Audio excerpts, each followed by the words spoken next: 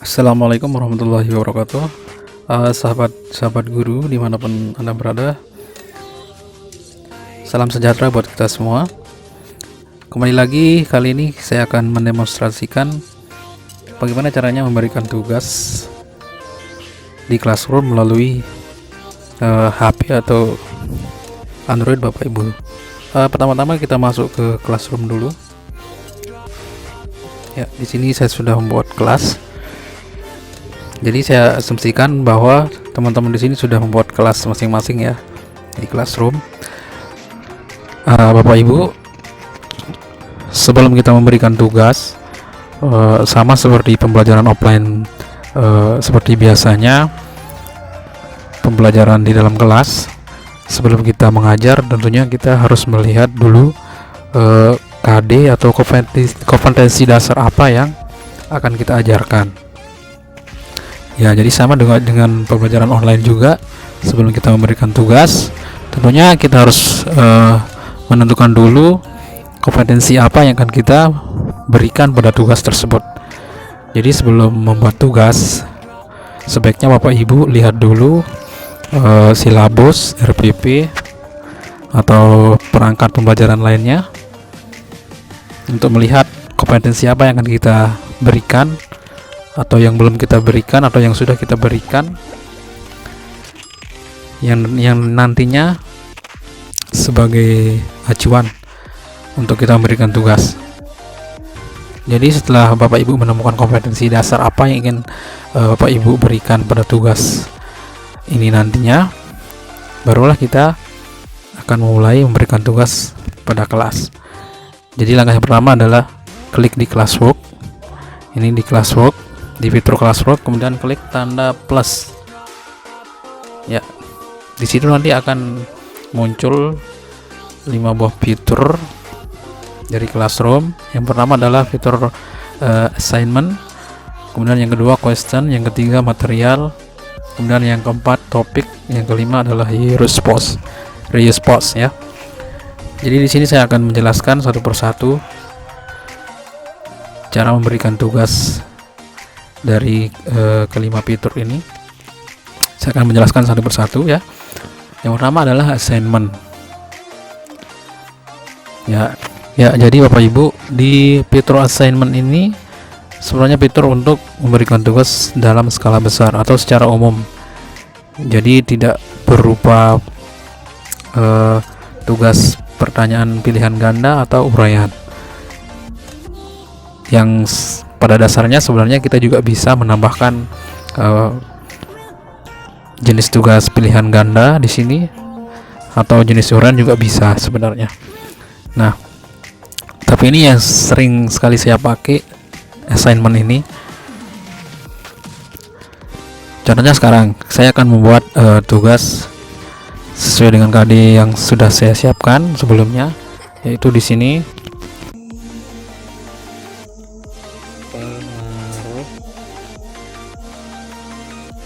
tugasnya pengaruh gaya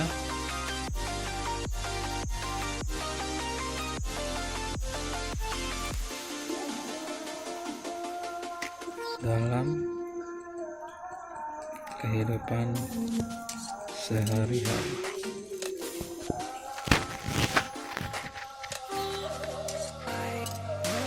Kemudian saya akan taruh poinnya di sini. Saya tidak akan rubah, tetap 100. Kemudian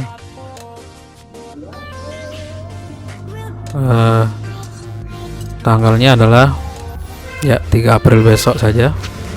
Jadi secara default aplikasi Classroom akan memberikan due date atau tenggat waktu selama 24 jam, yaitu keesokan harinya ya.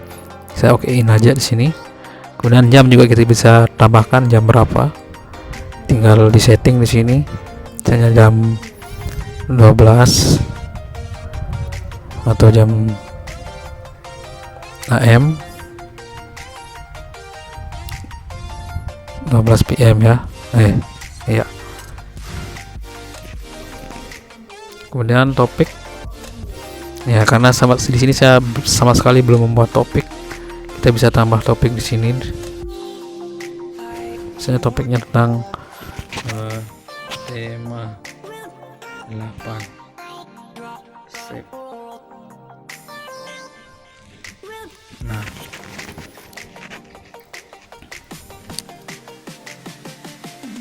kemudian di sini ada kolom description. Jadi kalau saya sering menambahkan petunjuk di sini, petunjuk cara mengerjakan tugas. Ini opsional sih sebenarnya, tergantung Bapak Ibu.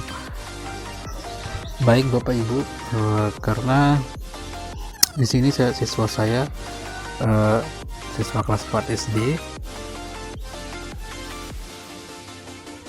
maka untuk memberikan tugas itu seharusnya lebih detail, karena mereka belum bisa belajar secara mandiri, mereka belum bisa mencari materi pembelajaran secara mandiri di internet. Maka tentunya saya di sini harus menambahkan materi penunjang seperti teks atau video. Bagaimana caranya? Ya, kita klik pada tombol di atas seperti ini. Ya, di sini ada beberapa fitur yang bisa kita gunakan, yaitu dari fitur drive, link, file, bisa langsung foto, take foto, kemudian record video.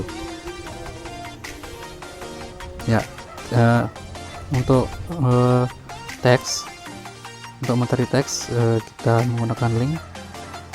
Kita keluar dulu, kita cari di Google Chrome untuk materi yang sesuai dengan KD yang ingin kita ajarkan. Di sini misalnya pengaruh gaya terhadap gerakan benda. Ya, di sini kita ambil yang pertama aja. Tentunya Bapak Ibu juga harus membaca materi penunjang ini cocok enggak untuk siswa-siswa kita. Ya, pengalihan dalam benda, gaya dapat benda. Ya, ini bisa dijadikan materi juga ya. Ini kita salin linknya, sini salin link, dan kita balik ke kelas lagi. Ya, kita pakai link, kita tambahkan link di sini, tempel. Ya, pengaruh terhadap benda, pengaruh gaya terhadap benda. Dan untuk link video, kita klik lagi. Sebelumnya kita cari link di YouTube, YouTube. Ya,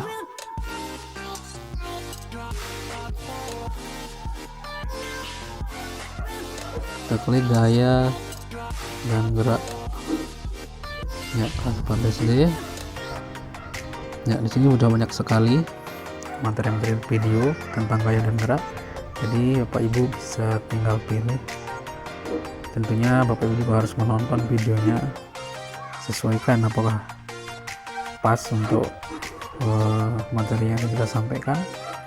Kalau saya sih lebih milih video animasi yang ini ya.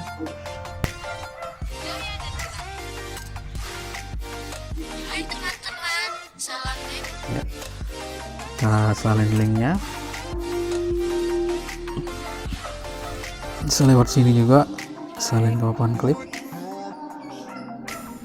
atau bisa lewat sini,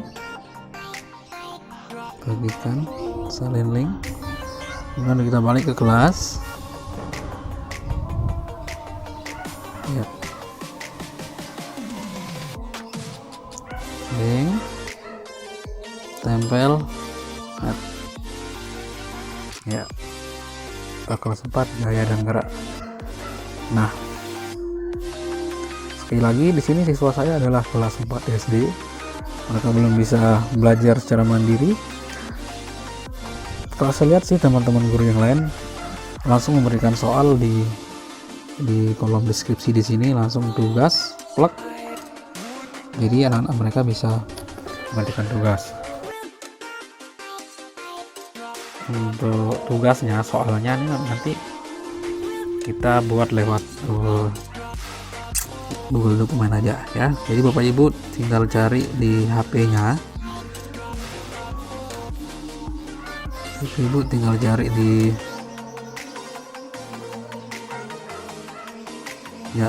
di Google Drive kita buat Google Dokumen untuk menuliskan soal. Yang belum punya aplikasi Google Drive silahkan diinstal, cari di Play Store ya. Setelah Bapak Ibu cari di Play Store, karena saya sudah ada, langsung saja ya, kita Google Dokumen, kita tuliskan soalnya di sini.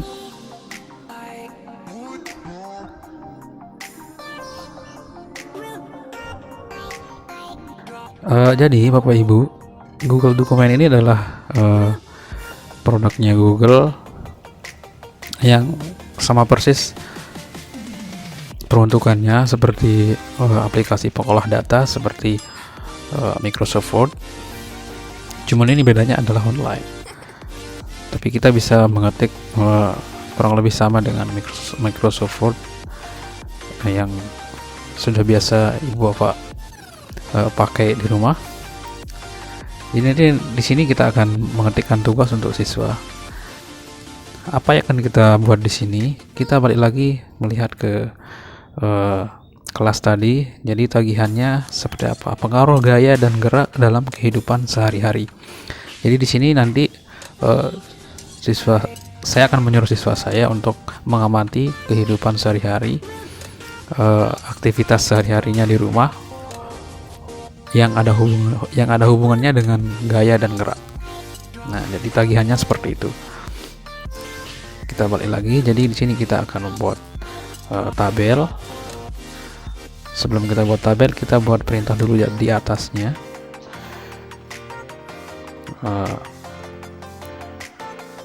Kita tulis salin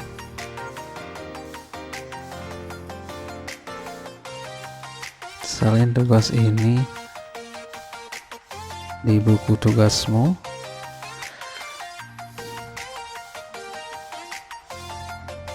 Isi tabelnya sesuai dengan pengamatan aktivitas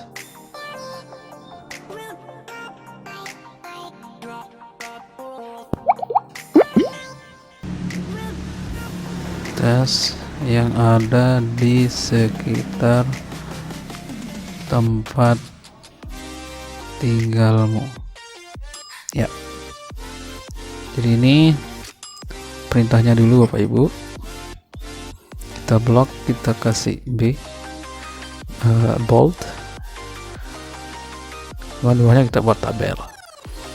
Oke, untuk menambahkan tabel kita klik plus di atasnya ya. Ada tabel di sini untuk kolom 1 2 3 ya, kemudian barisnya nanti bisa kita tambahin ya, 6 dah. Oke, di sini nomor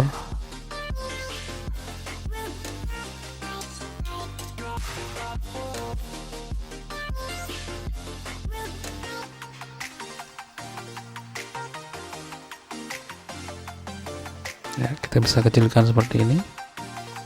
Kemudian sini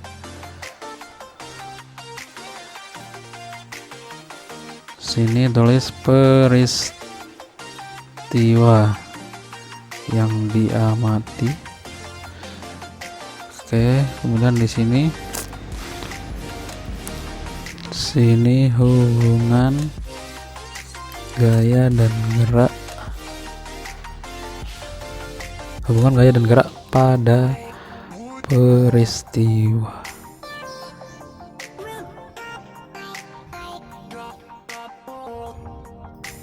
Kita blok untuk memberikan rata tengah seperti itu ya. Kita kasih nomor 1 2 3 4 dan 5. Ini kita taruh rata tengah juga, kita blok dulu ya, jadi tahan agak lama.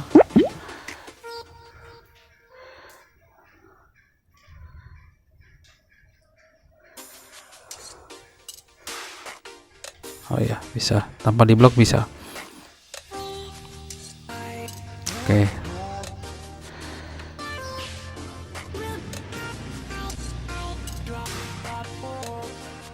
Ya, kita seperti itu supaya kita bisa melihat secara keseluruhan, tidak diklik tata letak cetak ya. Nah, jadi ini tagihannya, bentuk seperti ini tagihannya Bapak Ibu ya. Jadi nanti ini akan diklik siswa, dilihat seperti ini tugasnya, kemudian nanti dia akan menyalin di buku tugasnya, kemudian mengisi tabelnya. Ya, udah selesai. Jadi setelah selesai kita klik tanda centang di sini. Ya. Kemudian nama tugas belum ada, kita klik, kita ganti dengan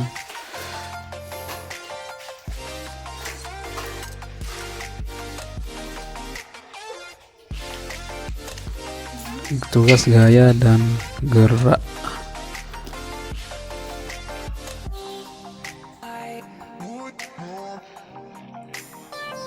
Oke.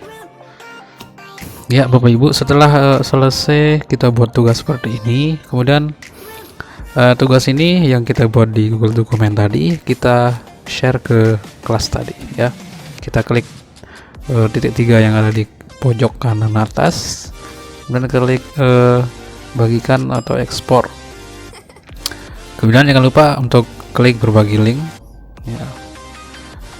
Kemudian klik bagikan dan ekspor lagi, kemudian kita salin linknya. Oke, kemudian kita balik lagi ke kelas tadi ya. Kemudian kita lewat link, kita tempelkan linknya, link tugas yang tadi. Oke, dan add ya, sudah berubah tugas gaya dan gerak. Nah, di sini kita pada tugas gaya dan gerak ini, Google Dokumennya tadi kita upload, kita bisa merubah akses siswa. Jadi yang pertama ada student can view, siswa hanya bisa melihat. Kemudian student can edit, siswa bisa mengedit. Kemudian make a copy for each student, jadi siswa bisa mendapatkan salinan tugas dari yang sudah kita berikan. Kemudian ada fitur delete ya.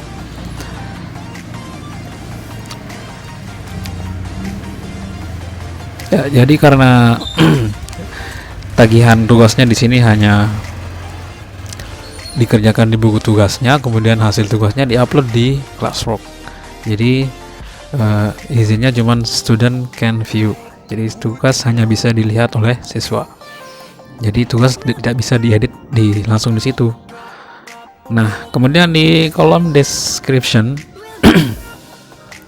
biasanya saya membuat petunjuk tugas. Nah, petunjuk tugas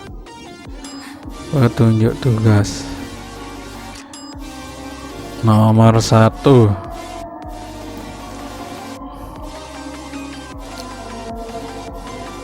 klik materi, teks, video,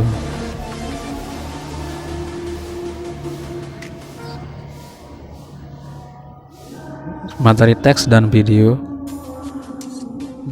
di bawah. Yang nomor 2, tonton,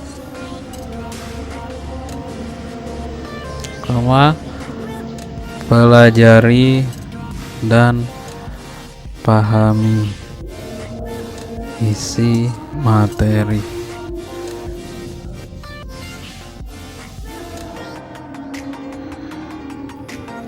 Kemudian yang ketiga, klik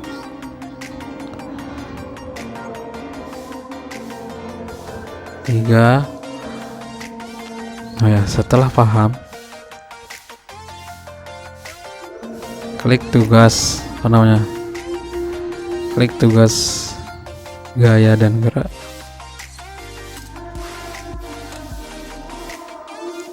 gerak di bawah.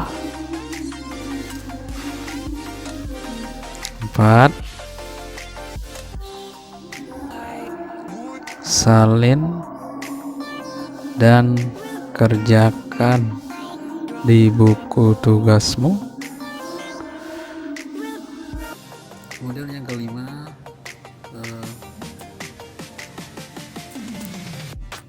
foto hasil kerjamu, kemudian upload di Classroom.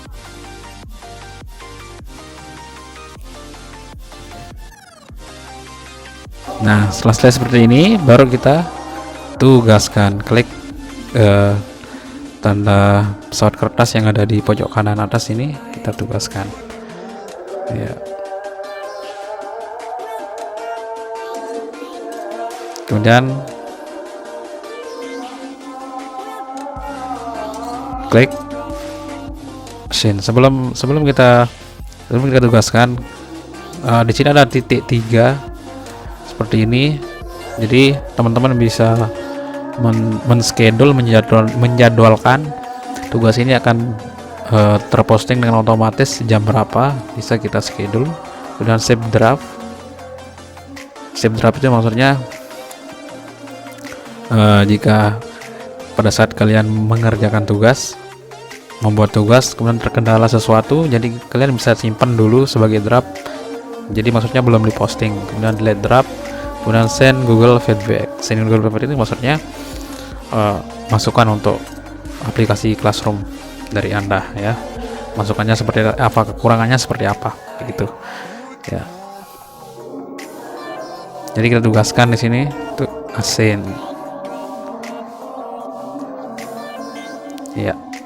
Ya, jadi tugas yang kedua kita buat itu akan muncul di sini di Classwork sesuai dengan topik yang sudah kita buat. Jadi tadi kan sebelum awal-awalnya saya buat topik tema 8. Jadi tugas yang akan muncul di sini adalah tugas-tugas yang sesuai dengan topiknya masing-masing.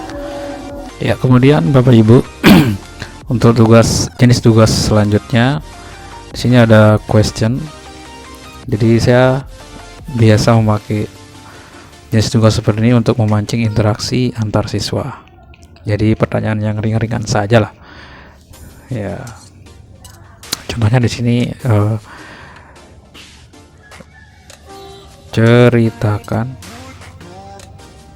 bukan ceritakan. Apa kegiatanmu selama liburan?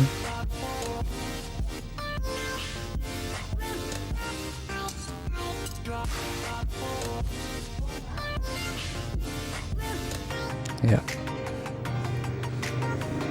Selama liburan. Ya, kemudian di sini ada instruction juga ya, sama dengan assignment tadi. Kemudian ada poin, ada due date, kemudian ada topik sama. Dan ada pilihan jawaban di sini, ada short answer, kemudian ada multiple choice. Ya. Misalnya kita pilih short answer nih. Kemudian ada pilihan lagi di bawahnya, student can edit answer. Apakah siswa bisa mengedit jawabannya? Atau di bawahnya lagi, student can reply to each other. Siswa bisa menjawab atau mengomentari jawaban siswa yang lain. Itu pilihannya. Jadi tinggal dicentang di sini, tinggal diaktifin fiturnya sesuaikan dengan tugas Bapak Ibu. Kemudian untuk pilihan jawaban seperti multiple choice, ya, pertanyaannya di sini. Kemudian pilihan gandanya di sini, multiple choice-nya di sini. Tinggal Anda klik.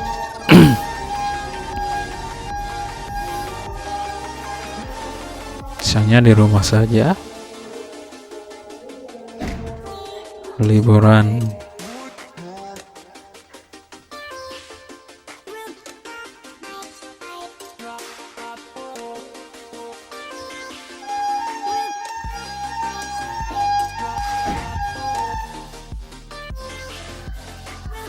Kemudian apa lagi ya, tinggal disesuaikan aja Bapak Ibu ya.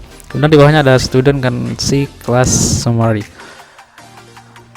Siswa bisa melihat rangkuman dari jawaban yang sudah dia pilih ya. Kemudian nanti klik tugaskan atau jadwalkan, sama seperti penjelasan yang tadi di assignment itu ya. Kemudian jenis tugas yang ini yang material ini fungsinya untuk mengupload materi-materi yang kita perlukan di dalam pengerjaan tugas-tugas nanti. Kita bisa upload di sini melalui link-link yang sudah disediakan. Ada bisa dari record video, bisa dari link video, bisa YouTube dan segala macamnya.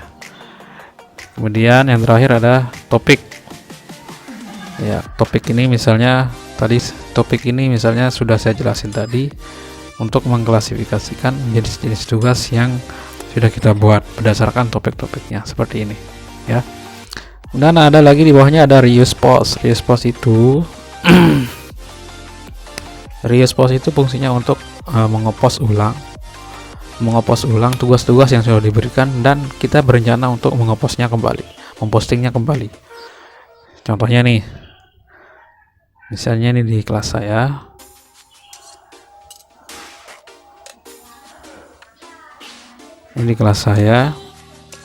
classwork, kemudian saya reuse post ya. Di sini banyak sekali tugas-tugas yang sudah kita buat. Misalnya kita ingin post ulang, kita mengcopy ulang, kita menduplikat ulang, itu namanya reuse post ya. Misalnya pengukuran sudut ya, create